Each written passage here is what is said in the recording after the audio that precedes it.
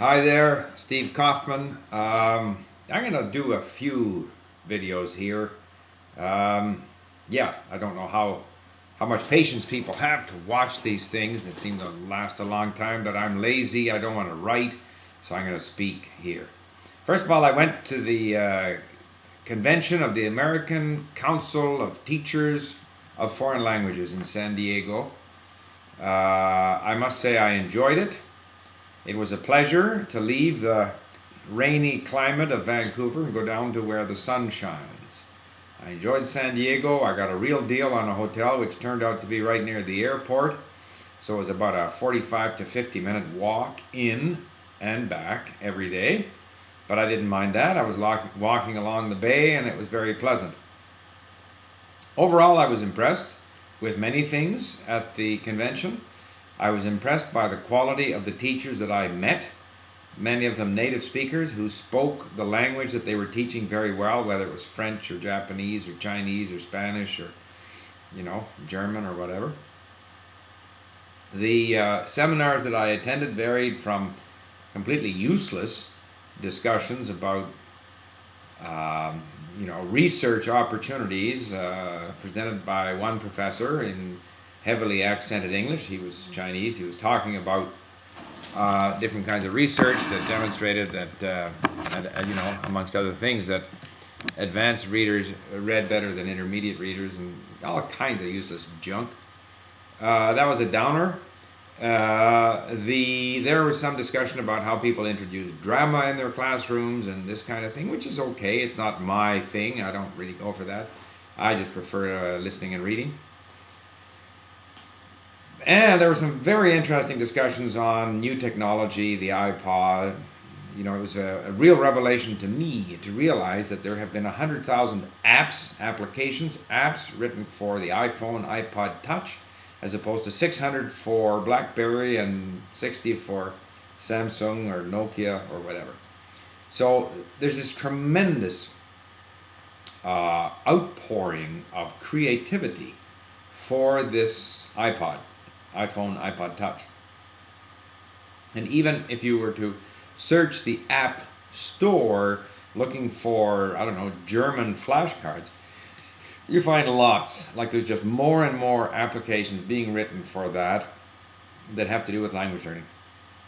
There were a number of discussions where university language teachers were very frank in stating that the era of the teacher as the fount of knowledge and wisdom and the instructor who's going to show you how to do it is already over.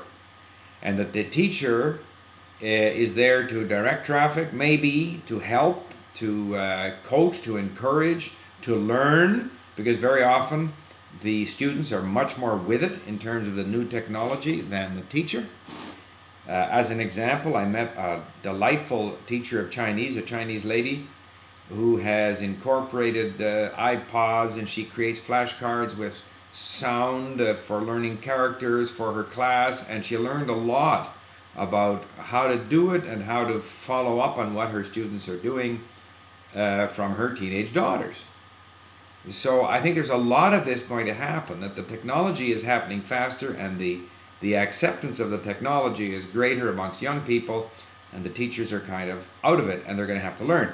There was one seminar on the iPod and the classroom, and 80 people showed up, but the presenter didn't show up. And so then a group of us stayed behind, and those of us who are using the iPod, such as we are at Link, we started talking about what we did. And I was absolutely amazed to hear the number of people who said that they didn't know what an iPod was. Well, I am quite convinced that at the next conference of the ACTFL or FTL, whatever, in Boston, many more people will know what an iPod is and how to use it. I think that technology is coming on us very, very fast, and it's very convenient. There was an article that I quoted on my blog that in New York, they found that kids that were given iPods to listen to a number of things in English, including songs, that they were able to get out of their special English as a second language classroom after 1 year, whereas without that kind of thing, it was 6 years. And I have always felt this, and that's where what we put into Link. Get people to listen to things that they enjoy, get them to put in the time to listen a lot, and they're going to learn much faster than sitting in a classroom with 25 other people who don't speak the language well, and with a teacher who's trying to spoon feed them whatever the teacher thinks they should be spoon fed. So yes, the iPod revolution is coming, and the combination of the iPod and the internet essentially makes language labs obsolete. You don't need them. If you've got one, too bad. Don't build one. They're completely unnecessary.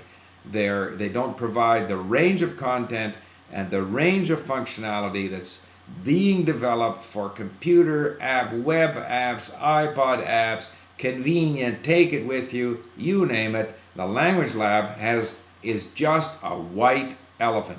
The only advantage of a language lab is that it's something that the school can show off to a prospective student in the hope of enticing that student to come there. But if the student is at all smart, he realizes that he doesn't want to sit in a language lab if he can be doing most of those things on his iPod Touch or other MP3 playing device. So I'm going to stop there because I got a few other ones that I want to do. Thank you for listening.